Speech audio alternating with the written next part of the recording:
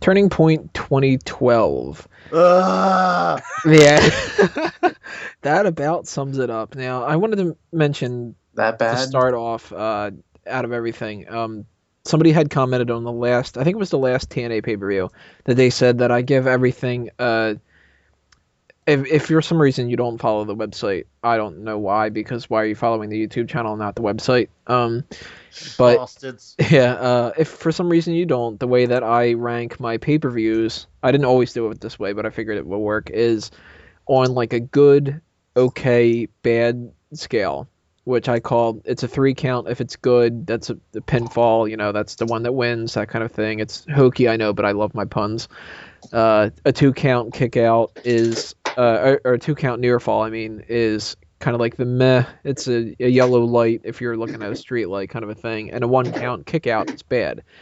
Somebody had said that I give everything a 2 out of the 3, and that I don't really like stuff as much as I should and all that kind of stuff. And I pointed out that the previous 2 WWE pay-per-views I gave, or actually the one previous one was a 3, and that was Night of Champions, and I think I actually gave a 3 to Hell in a Cell too. Really? I think I did. That had to have been a 2. I remember you did, and a lot of it was you were being told that you're very pessimistic as well. A lot. Every single time you even rate a pay-per-view. I think it was one of those things that it pushed it just far enough into like a 3 or something. But either way, This got a fucking 1. This was shit. This was not the worst TNA pay-per-view that I've ever seen, by far. There has been worse than that, but that is not a compliment to this pay-per-view. That's a detraction to the other ones that were even worse than this.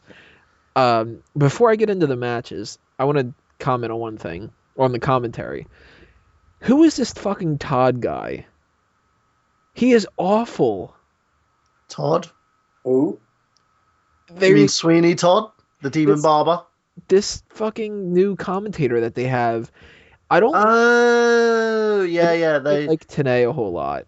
He came from a sports casting network, and they're trying something new where they're having the first set of commentators. Like they do the first half, and then you got the second half. And I'm thankful I don't watch. It's him and TNA and Taz. Now I make fun of Taz constantly because Taz is terrible, and TNA is kind of like poor TNA. Like if TNA could be just the play-by-play guy on a normal sports thing, he'd probably be fantastic. But I don't really think he's that great when it comes to wrestling because he's not exciting enough and everything like that. He's kind of like a Todd Grisham. My issue with TNA is the fact that an old Todd Grisham. He's too arrogant in comparison because he feels that he deserves more than he really does, if that makes sense. I kind of know what you're talking about, yeah. Mike Tenay, he feels that he should be in JR's position as a commentator. Where he's not even for WCW for a bit, he's not even a Michael Cole. No, Michael Cole's way better at commentating pro wrestling than Mike Tenay is. I even liked Shivani more than Tenay. Yeah, Shivani, he was literally a child of the WWE before going over to WCW. So, hell, I'd rather listen to Dusty Rhodes. It's a shame we don't have Dace on this episode. Talking about bicycles. Yeah, but this Todd guy, oh my god, he pisses me off the entire time. That bad? And I started actually watching. We're recording this on a Thursday night instead of the usual Friday night. I tried watching part of this episode of Impact. And that guy was on it again, so I had to mute it because everything for this guy is like, oh, this is going to be the best thing ever, and all this kind of shit. And it's like... That's exactly how he talks. Yeah, history's going to be made today because we have a television championship match. I have no penis.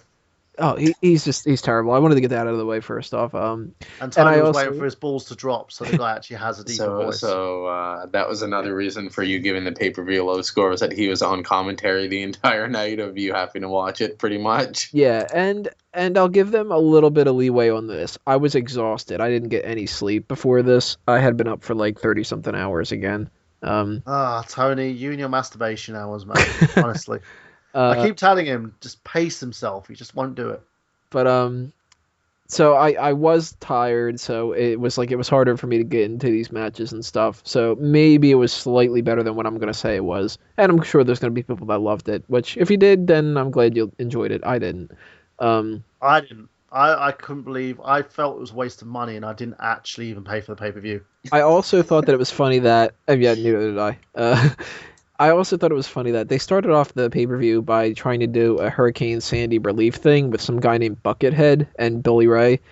He had more charisma than like the entire fucking TNA roster combined, but they were going to try to break some Guinness World Record of the most people tweeting at a single time or something like that. I don't know. They didn't really specify exactly what they were talking about, but we never heard about it again as far as I can remember. Because they probably didn't actually, earn what they should have earned. The 1,000 people that bought the pay-per-view are going to do it. Like, donate your money now. We've bought the fucking pay-per-view. That's all we need to do for charity. TV Championship was the first out of all of it. Samoa Joe against Magnus. Samoa Joe wins via submission after Magnus kind of goes like, "Hey, why don't you give me a rear naked chokehold and then I'll submit." It was a standard Magnus versus Joe match. We've seen it before. Yeah, it's nothing special. Joe is underutilized, in my opinion, as a talent. No, you didn't see this at all, Braden? No, I didn't. No, did not catch one bit of this pay-per-view. Smart. Apparently, that's fortunate. That led us into Tara and Jesse against ODB and Eric Young, and I'll give Jesse credit. Even because I'm a big. Does he deserve any credit? Yeah, well, you know what? I'm a big fan of the show Big Brother, and I've always thought that he was a complete asshole on the show and all that. When he kept talking about how he wanted to be a WWE superstar, I was like, this isn't going to happen. You're calling yourself Mr. Pectacular, and you're this arrogant prick and all this kind of stuff. By the way, that's Tony Mango's nickname. I want everyone to know that. I mean, come on, gimmick infringement. Exactly. If you see Tony's pecs, you can literally just bounce teacups on them. He's that awesome. But he did better than I thought he was going to, so I'll give him credit on that. But the match ended up going to ODB and Eric Young, which didn't seem like there was a purpose for that because Eric Young is supposedly leaving the company now. Maybe that was like to try to keep him or. Do you know what I was doing while that match was going on? Better use of your time. Yeah, pretty much was. And that's what I wanted to do when I was so damn tired. Joey you put this on to make yourself go to sleep, didn't you, Tone? Oh, it worked right afterward. I fell right to sleep. I mean, I had that. I typed out that it had a 1 rating, and then I was fucking out. But then that led to the X Division Championship. Rob Van Dam retains against Joey Ryan. Standard RVD match. You know what I think about those matches for the most part. Yeah, man. Yeah. You know what he even said as well? He goes, I don't even watch professional wrestling. You're working in the fucking industry. You're working with new talent, but you don't even watch the fucking pay-per-views. You don't watch the opposition. You don't watch any wrestling. RVD, no, man. No offense to you. Fuck off. The best part of this whole match is apparently that Joey Ryan's finisher is called the Mustache Ride. That's priceless. Again, man, Van Dam's still champion. Fuck, that sucks. But again, it's too early for Ryan to get the title, and Yeah, I know, but still, it's like Van Dam is the fucking X Division champion. It seems kind of out of place, don't you think? Like Van Dam is the X Division. There's like one person in the entire X Division. Yeah. It's him and Joey Ryan. That is the X Division. And it's like, why not just, if you're going to switch it up a little bit and not have as much of the high-flying stuff, why not give that to Magnus instead of having him against Joe? It worked with Doug Williams. Yeah. At least he was small, though. Like, he was a technical wrestler, but he was within the weight limit that they say is for the X Division title. Doug Williams is actually pretty tall. He's taller, he's taller than me. I'm 5'8". I think I'm taller than you. Yeah, he's like 5'9", 5'10".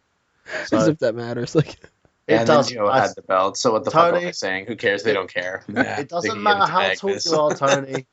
It's basically how big your dick is, and my dick is bigger than yours, so that's all that matters. That led us to Joseph Park against Doc.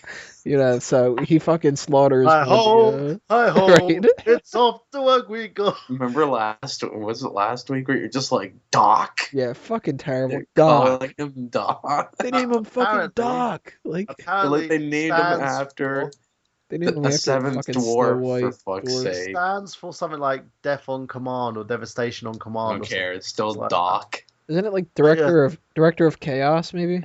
Director of Chaos, something like that. And it's literally... No, it's just Doc. Every time I sit there and I hear the name Doc, all I think of is... It stands for Doctor. It's like... Doc last name Tor. That's his last name. Oh, okay, there was a match, right? Other than just making fun of his name. Yes. I'm sure the match quality sucked balls, It was a literal beatdown. The thing is, I'm not a fan of Joseph Parks. Abyss's brother. Yeah. Yeah, as a character, he would be really well utilized as a manager. But as a wrestler, he sucks ass. And I don't know how long they could... Abyss wasn't even that great to begin with. He's sort of one of those guys that would just brawl the crap out of everybody and did tons of hardcore matches. And, put himself on thumbtacks every 5 minutes. But he lost to one of the Seven Dwarfs, so what do you expect? And it was the standard thing, when it happens with these kind of somebody who's not a wrestler and is playing a wimp of a character comes in and they dodge their punches and then they end up hitting the guy one time and then it's like, oh my god, I actually can punch somebody. I'm a man. He gets out what? He gets out the hammer.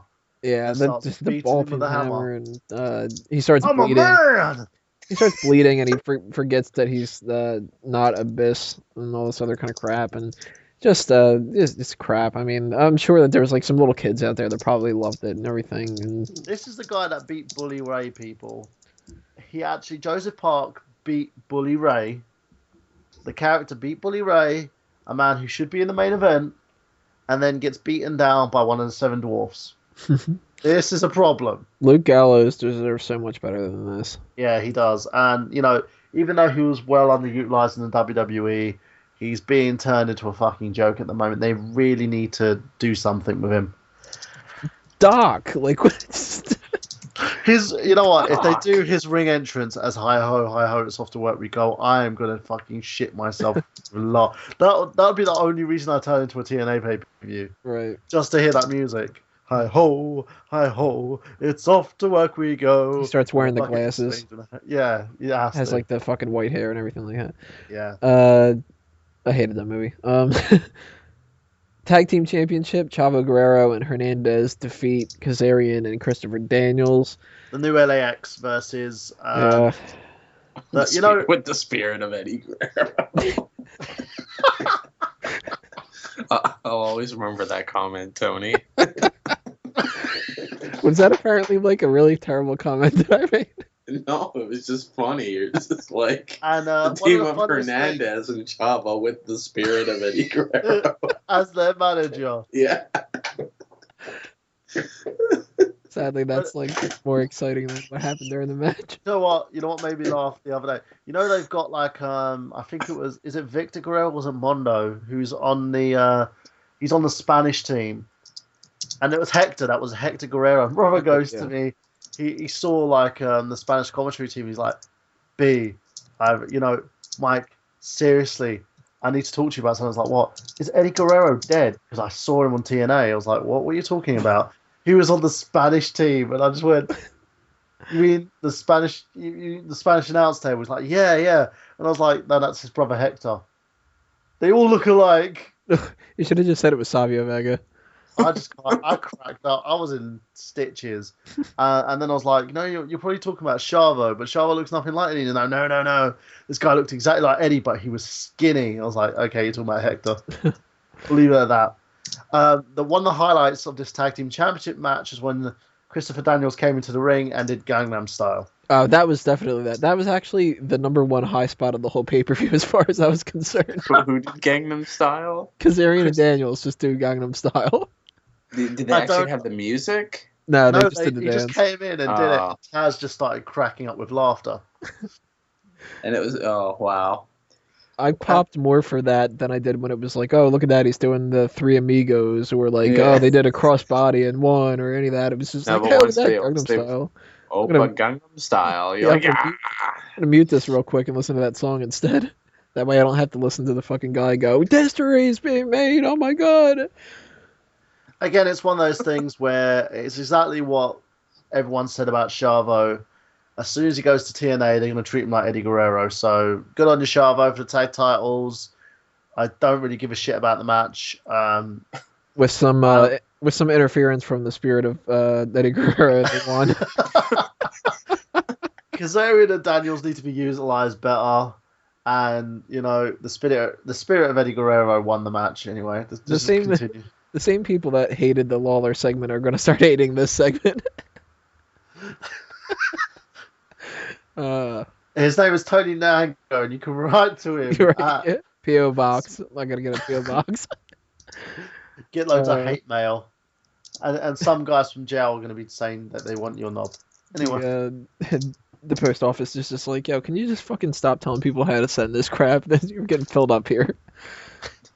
I'll talk to you about, I'll mention that on another part that somebody got pissed off at the Bleacher Report article that I had written. I'll bring it up when we get to that section. But number one contenders match, Bobby Roode, James Storm, and AJ Styles. AJ Styles got pinned by James Storm, meaning that Storm had the title shot, which he then lost at Impact to Bobby Roode. So yeah, this is what pisses me off. You make a fucking commitment on the pay-per-view, and then you do a Vince McMahon and decide that that's not going to happen, and then give it to the next guy. What the fuck is wrong with you people? I hate the phrase that... I really hate the phrase that you would want to have your cake and eat it too, but that really is what this was. They wanted to put over James Storm, they wanted to put over Bobby Roode, but they didn't want to have either of them not be the winner of this, and they wanted James Storm to get something out of it and then trade it off to Bobby Roode and then move on. Right. And James Storm deserves a title reign more than Roode at this point in time. Roode's had his reign. Give James Storm, give a face champion a chance who is not fucking Jeff, I just OD'd in my backseat Hardy. Seriously, people. What is wrong with TNA's... If people still sit there and go, this man because it's TNA, the WWE do shitty booking, we all are very aware of WWE's shitty booking. We will point out WWE's shitty booking in the next segment. There you go. You can't sit there and compare shit to diarrhea, because this is diarrhea at the moment. The WWE have just got their manure going on there at the moment. This is that watery shit, which literally, if you sharted, you'd still have a wet pat on your pants. So think about that, people. Thank you for the imagery. Yeah, think about exactly what this is. People are going to be going to sleep, and then they'll be just thinking about that, and then that'll be their nightly visual. When Mike Burhan from Smark Out Moment was talking about shitty underpants. But a weird amalgam dream of all the stuff that we've been talking about. I'd be like, I had this dream. It was about some guy, a terrible commentator that was talking about dead Eddie Guerrero shitting somewhere, and it was all booked by TNA, and they put him on pay-per-view. And oh god, it's Turning Point. For some reason, Gangnam Style was playing during it. I don't know why. And Dixie Carter was like smelling some shit. We are TNA's biggest fans. I think we are. Equally, we give them more publicity. Yeah, the thing is, right? About the same amount of people watched Smack Talk as watched TNA. But this is the thing. There's a big problem with Saturday morning. No, it was not even Saturday Morning Slam. Where main event on Ion Television. No one knows who the fuck Ion Television are. They're beating TNA. In the ratings? Oh, no doubt. In the ratings. And their show is literally one match. And a bunch of promos. People would rather watch you go, okay, we're going to have Big Show against Sheamus. Let's talk about Big Show. Let's talk about Sheamus. Let's do a quick little match. And then redo what we did, like a Raw rebound and all that kind of stuff. They'd rather watch that than watch brand new programming from TNA. And this is where the problem is. And I know Eric Bischoff's sitting there toting his own... He's pulling on his own knob at the moment at the fact that the WWE copied like his fucking Jeff Hardy monologue segment. Oh, I don't even know why they did that. And the WWE apparently said they could do it better either way. And Bischoff's like, innovative, right? Stop thinking about how innovative you're trying to make your fucking show and focus on the fucking booking. Wrestling 101, you need structure... You need stories, and you need planning. Piss poor planning creates piss poor performance. No one is going to want to see James Storm win a fucking number one contendership, and then drop it the fucking number one contendership to Roode the next night on Impact. When their feud is supposed to be over with, too. Yeah. Wasn't that the blow-off of the feud last month? And yet they're in a number one contendership match together. And now they're still feuding. And it makes everything that AJ Styles has done and everything that he's basically gone through. I knew he'd take that pin, too. To take that full... Everyone said it was AJ, because everyone was just like, well, they're not going to do it with Roode, they're not going to do it with Storm, AJ. Mm. It was so fucking obvious, and that's what pisses people off. He's the one that they allow to shit all over him, and he just doesn't care. Do you mind if Dixie just shits over you with her wet panties? Only if the storyline can change afterward and become a crack addict thing. Then I'll agree to it. You know, it's just one of those things where it just doesn't work. I don't understand it. I think that AJ Styles deserves fucking better than this. Mm-hmm. AJ, if you're listening, go somewhere else. Go to WWE and be a mid-carder. It'll help you out even. Go back to fucking Ring of Honor if you have to. You'll be a bloody star down there. They'll sit there and lick your ass. They'll rim you for the rest of your life. Just go there. You can earn the same money as TNA. Oh, I bet he could. There is no fucking reason why he's staying with this company that's deciding that all they want to do is diarrhea on him. And that's what they're doing. Like, at least they treat Sting good, so that's why he always stays there, you know. But well, they give Sting a golden shower. Sting sits there and is like, oh, more. That's so with AJ, it's like, why do you like being there? Because they like me. Because they're my friend. That led us to Devon and Kurt Angle. Oh, God. The very first thing I wrote on that was Devon needs to win this, and then Kurt Angle wins by submission. Quick submission, too. Angle have to earn, out of this.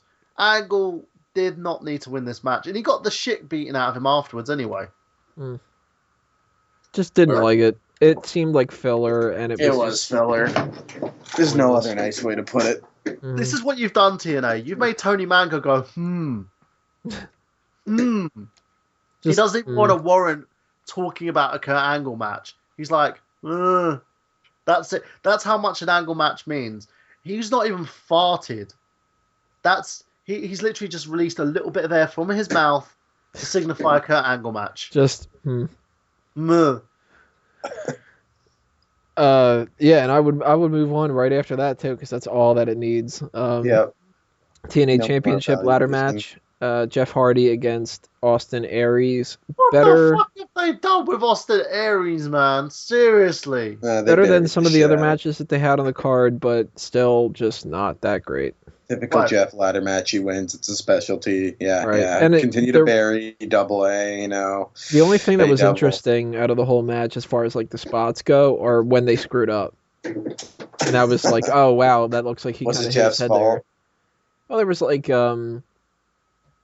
There was one spot? There was a spot in it. I'm trying to remember exactly how it went, where somebody like tripped or something. There was like the ladder was kind of wobbly, and I think it was like Austin Aries, like moved it into like a weird position or something like that, and then he had to like put it back, and then Hardy like forgot about it, and there was a drop kick. That drop kick thing. Something happened. I can't remember exactly how it went. Something happened where Hardy landed like his face in like the center part of it. You sure he wasn't drunk at the time? He might have been. I don't know. We could gotta ask Sting. Hardy probably drank his breakfast. But I still don't understand that. The guy doesn't go to fucking rehab, refuses any help possible, and they're just like, oh, he's getting better with prayer and a little faith. That would be brilliant. Oh, the guy has AIDS. He's getting better with a prayer and a little faith. He's being modest. Yeah. Modest. Outro. Best part of the match though, was the section where Austin Aries used a lever, not a lever, the button that controls what hangs up the titles, and he actually moved them up when Hardy was trying to reach them. I thought that was actually kind of cool. The end of the day, it was an alright match. Nothing special. Aries deserves a lot better. I was saying this a lot. That's the general consensus in this pay-per-view. certain individuals deserve a lot better. Right. Aries, leave TNA, go to Ring of Honor. Hell, go and do the indies. Bring AJ with you. Yeah. Exactly. Bring Doc with you. Take Dixie Carter with you. You can all like fucking You know what this the company has Bruce Pritchard, who's going around looking at something out of Back to the Future. Every time he wears a suit, it makes me wish that the fucking 80s were gone. You've got guys like Al Snow. You've got guys like Tad. You've got a lot of guys who know about the industry and understand how the industry works, but yet they keep crapping out this horse shit. I don't get it. I don't get it at all. It doesn't seem like they're going to change. No, because it's Dixie Carter. She's just like, oh, I know what I'm doing. No, you don't, Dixie. If you knew what you were doing, your mum wouldn't have to take control of your finances. Fucking twats. Fuck this pay-per-view. And fuck this company. You know what? I'm going to actually put a change to Tony. Tony says a 1. I'm going to put a 0.5. That's why I rate this pay-per-view. Because this pay-per-view is less than an iPay-per-view. Have you seen the quality of iPay-per-views, people? Have you seen how shit the streaming is on most of them and how most of them basically black out? A Ring of Honor iPay-per-view, any Ring of Honor iPay-per-view is better than this show. I can name CZW shows. Oh, you're going that far? Yeah, I'm going that far that are better than this pay-per-view. Ooh. You know, that's pretty far, man. Holy shit. I can name next NXT shows that are better than this damn pay-per-view. You people need to fucking wisen up. If anyone wants to purchase a TNA ticket because they're different to the WWE, they're not. Brad Maddox's YouTube show is better than this. Exactly. Yes, Tony Mango wrestling his own shadow would be better than this show. Hey, that shadow, I got some problems with that shadow. That should be the number one contendership feud for like OTW. It should have Tony Mango versus his shadow for a chance to face the champion, and then have the shadow win. It might happen. Good. Next part, we will talk about we're going to start talking about the Survivor Series talk. And if you think that we ran down TNA and that we wouldn't do the same for WWE, you're in for a treat. Sadly mistaken.